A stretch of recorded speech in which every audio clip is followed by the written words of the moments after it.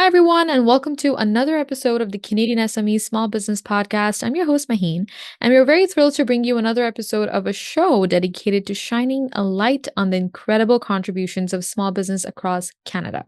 Today, we are exploring how the intersection of human connection and artificial intelligence is transforming customer relationship management. We're very excited to have Alex Ackermans as our guest for this episode. Alex is a VP of product at Maximizer and a seasoned leader in the development of software and mobile apps. His impressive work includes contributions to major organizations like the Vancouver Olympic Games, CIBC, BC Liquor Stores, and the creation of AI products aimed at optimizing activity, sales tracking, and tax credits for small and medium businesses. Alex's extensive background also includes his role as an entrepreneur in residence at the Allen Institute of AI in Seattle and being a key speaker at Product Camp 2024, where he will discuss the future of AI. So join us as we explore Alex's insights on the evolving landscape of AI, the importance of diversity in tech, and the future of customer relationship management. Alex, it's a pleasure to have you on the show. How are you? I'm really well. Thank you very much for having me. Really excited to talk about AI software, and it's definitely a lot of noise these days about how it can help small businesses and Canadian businesses, and it's a pleasure being here today. Oh, we're very pleased to have you with us. We're really looking forward to hearing your insights. And we'd love to start by really discussing the human side of CRM. Now, you're right. And I mean, in an era where technology is rapidly advancing, maintaining a human touch in customer relationships is more important than ever. Alex, why do you believe that a human-centric approach is crucial in customer relationship management, even as we integrate more AI tools? So CRM is software that's been there for 30, 40 years, helps businesses with managing their contacts and relationships. And lately, there's been a big push to adopt AI technologies to help with doing that at scale.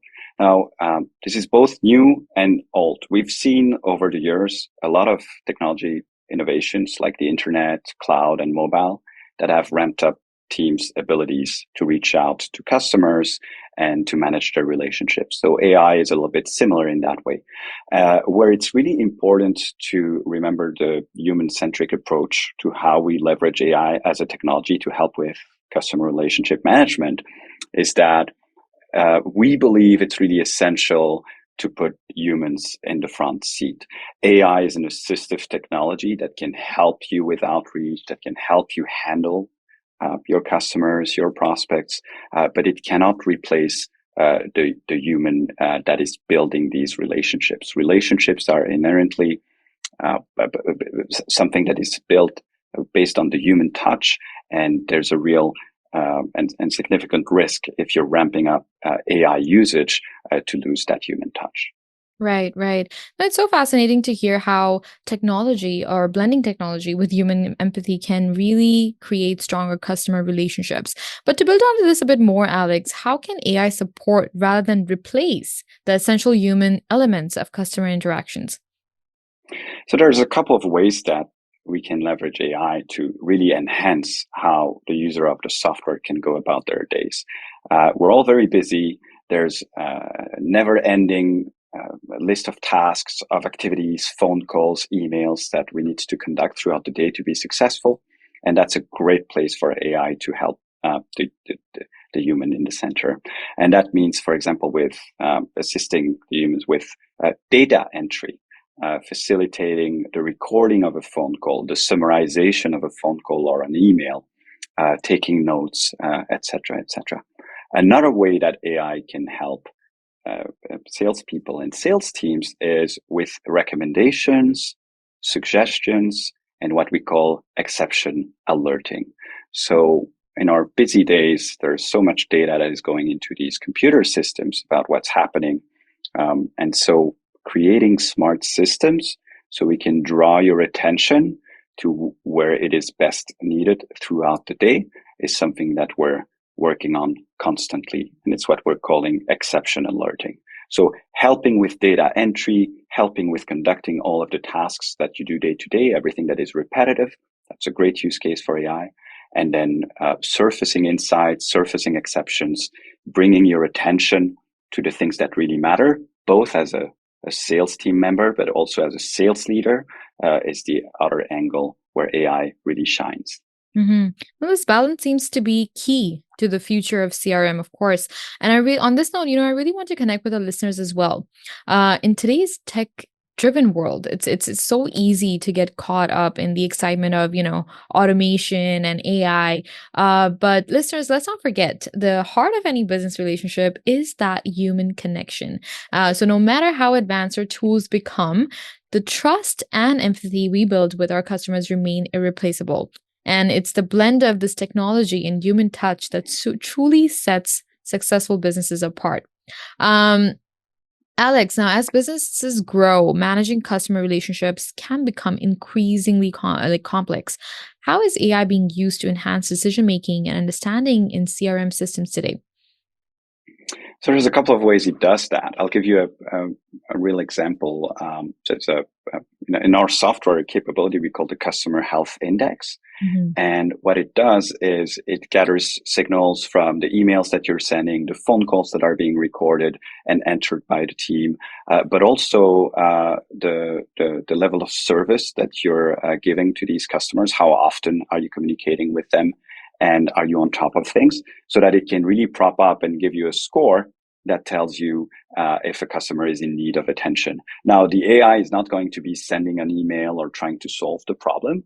What it will do is surface that insight to the relevant team members or the sales leaders, so that you know that you have to act on that account or with that customer. So you never leave someone on unread. You don't wait 3 weeks before you get back to somebody who is in need of help.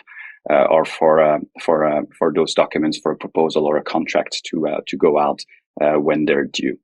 So that's a real use case by which we can enhance your day to day, but still putting the power in the hands of the end user of the system. No, AI's ability to handle routine tasks while surfacing important insights, it's clearly a game changer for businesses. And it's so exciting to see how this technology can really improve both efficiency and customer satisfaction. Now, Alex, trust is the cornerstone of any successful business relationship. We've mentioned that in the intro. We've opened the stage for this conversation with that as well. Can you elaborate, like, how can AI be used to assist in trust building within sales teams, and what impact does this have on customer relationship? It's a great question. So the element of trust with AI, it's twofold. There's an element about the data you share with these computer systems, right? Sometimes it can be sensitive data; those are conversations you're having, etc. So there's that element of trust, and it's really important that software makers create systems that we can verify, that have all the security mechanisms in place, so that data is safe, as well as ensuring that only the relevant people have access to that data through proper permission systems, etc. So there's a lot of work that's being done right now around AI models, so that everything we've invented in the last decades when it comes to permission models, you have an administrator, you have a leader, you have a few people with different permissions. All of that is reflected in the AI models and in the intelligence that is created, so that the AI doesn't have knowledge of information it should not have, right? So that somebody on the team cannot necessarily have access to information that is compartmentalized.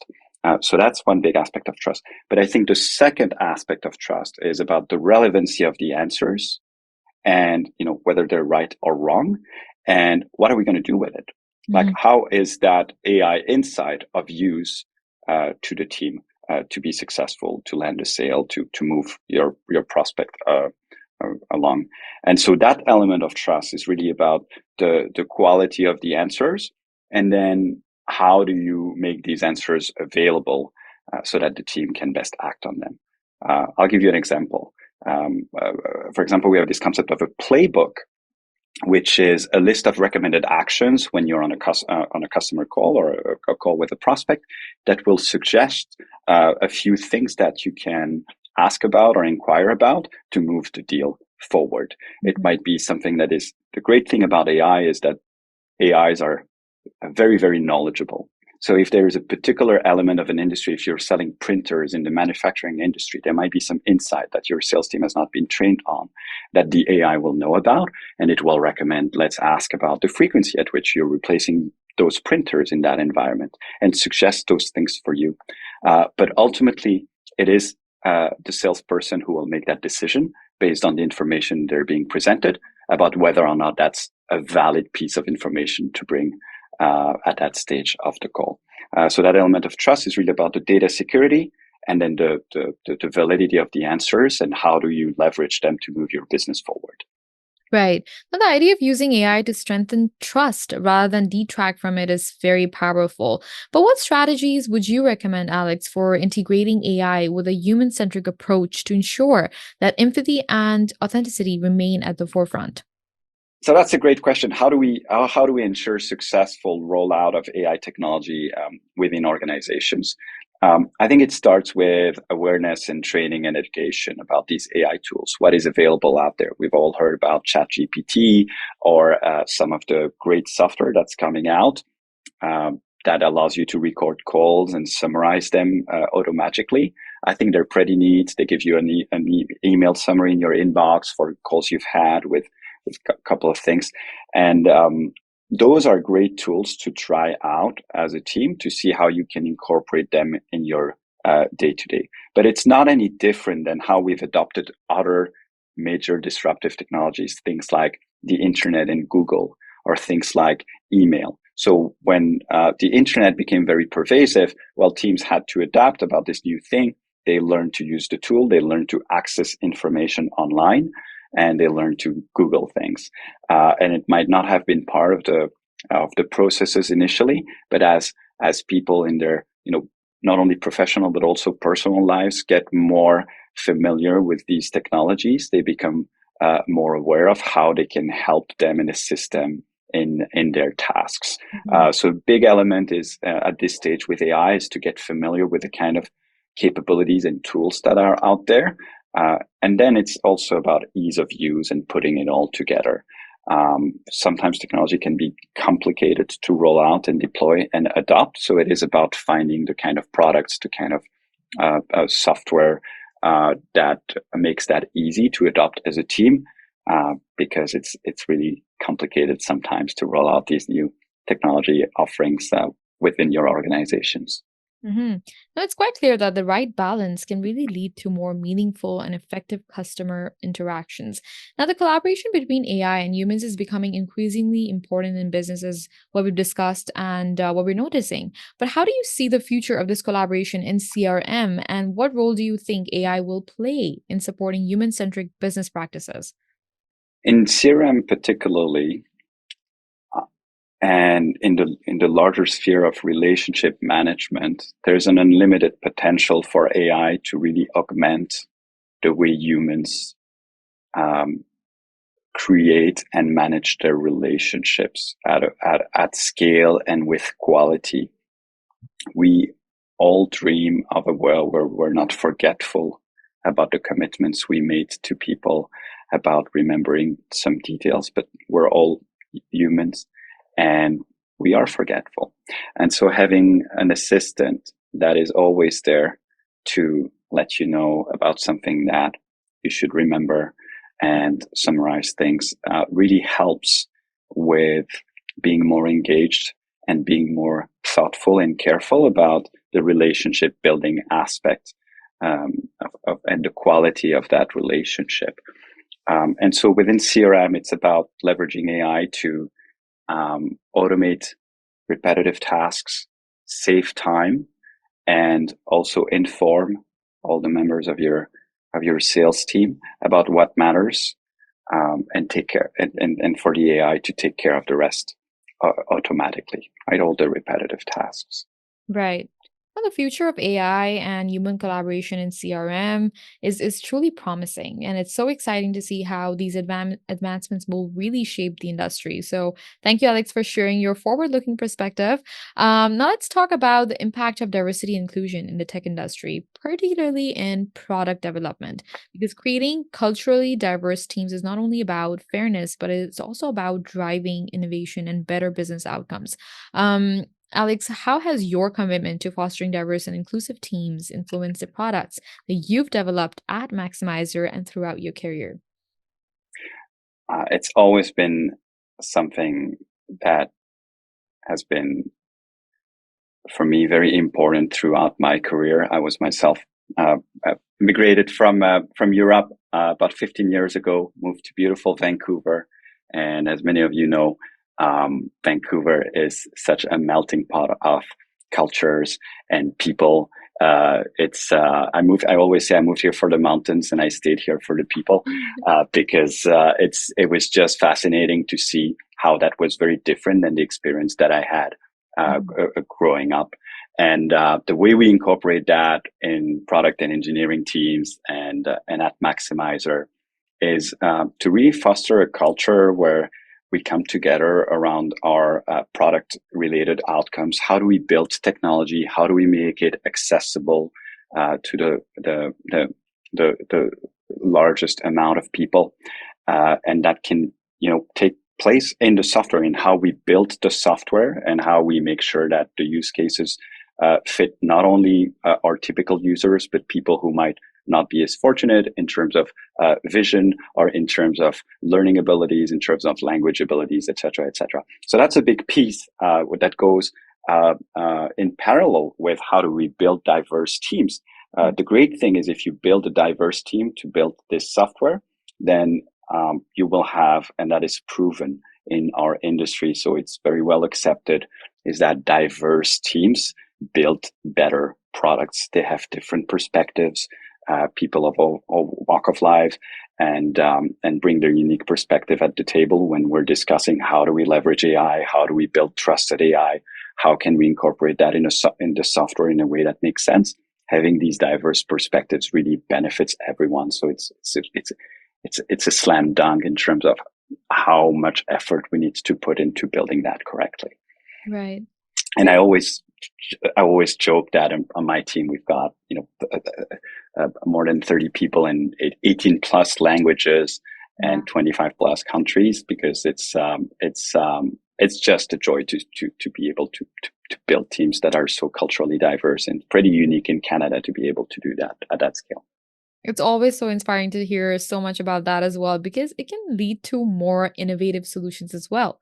And Alex, your experience really highlights really the importance of building teams that reflect a wide range of perspectives and experiences.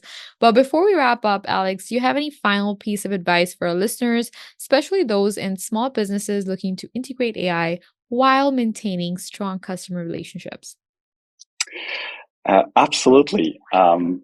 I think the larger piece of advice is to embrace carefully, but embrace the kind of technological disruption that is coming about with AI and with the acceleration of AI. I think similarly to other tools and technologies that we've seen in the last decades, like mobile, smartphones, the cloud, the internet, these will be great changes for our industry and for the people who work in that industry, and they will require to be to keep updated on the state of the technology and the capabilities.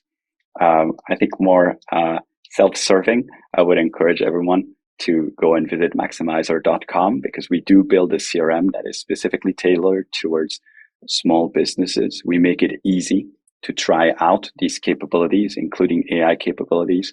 For example, we have a new Outlook app that installs straight into your Outlook, and it helps you record your emails, record your conversations, your contacts without having to open another window and do all of that. And it's always a great way when you try software systems. It kind of advances your understanding of the capabilities in the field. And we're not the only ones working on this. There's like a very large industry of companies that are building really cool stuff. Right. So keep trying, keep trialing software so that you can really adjust your kind of knowledge about the field and the capabilities, because it's incredible the pace at which it is evolving, and the pace at which it is accelerating over the last couple of years.